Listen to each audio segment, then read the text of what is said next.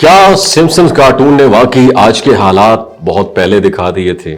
کیا واقعی ایک کارٹون سیریز برسوں پہلے آج کے حالات کی جھلک دکھا سکتی تھی؟ کیا دنیا میں بڑھتی ہوئی کشیدگی، خاص طور پر ایران اور عالمی طاقتوں کے درمیان تناؤ، کسی بہت بڑے طوفان کا اشارہ ہے؟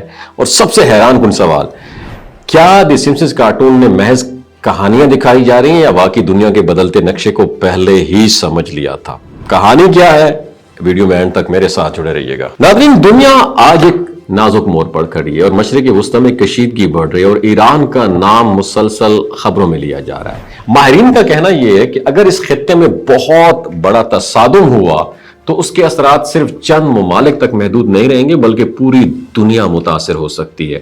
اور اسی پرسپیکٹو میں بہت سارے لوگ ایک پرانی کارٹون سیریز جس کا نام ہے دی سمپسنز، اس کی ان ایپیسوڈ کو یاد کر رہے ہیں جن میں عالمی جنگ، معاشی بحران اور ٹیکنالوجی کی خطرات جیسے موضوعات دکھائے گئے تھے۔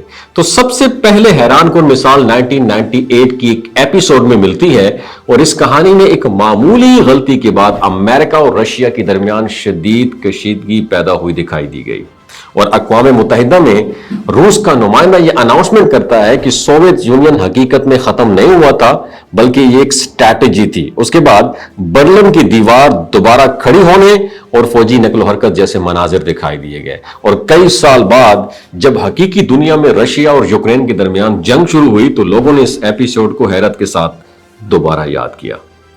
پہلا پہلو۔ دوسرا اہم پہلو معیشت سے متعلق تھا۔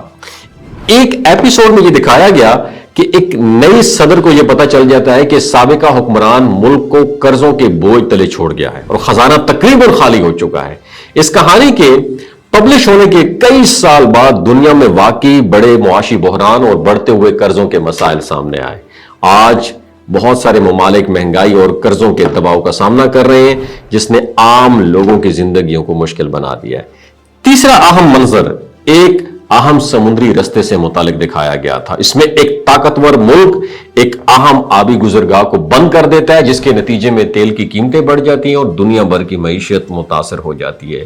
آج جب آبنائے ہارموز، اسٹریٹ آف ہارموز جیسے اہم رستوں کے حوالے سے کشیدگی کی خبریں سامنے آتی ہیں تو بہت سارے لوگ اس منظر کو حقیقت کے بالکل قریب سمجھتے ہیں۔ اور چوتھا پہلو ٹیکنالوجی کے غلط استعمال سے متعلق تھا۔ کارٹون میں یہ بھی دکھایا گیا کہ جعلی ویڈیوز اور مصنوعی آوازیں بنا کر لوگوں کو دھوکہ دیا جا سکتا ہے۔ آج کی دنیا میں ڈیپ فیک ٹیکنالوجی نے واقعی اس خطرے کو حقیقت میں بدل دیا ہے، جہاں کسی کی آواز اور چہرہ استعمال کر کے جھوٹی ویڈیوز بنانا یہ ممکن ہو گیا ہے۔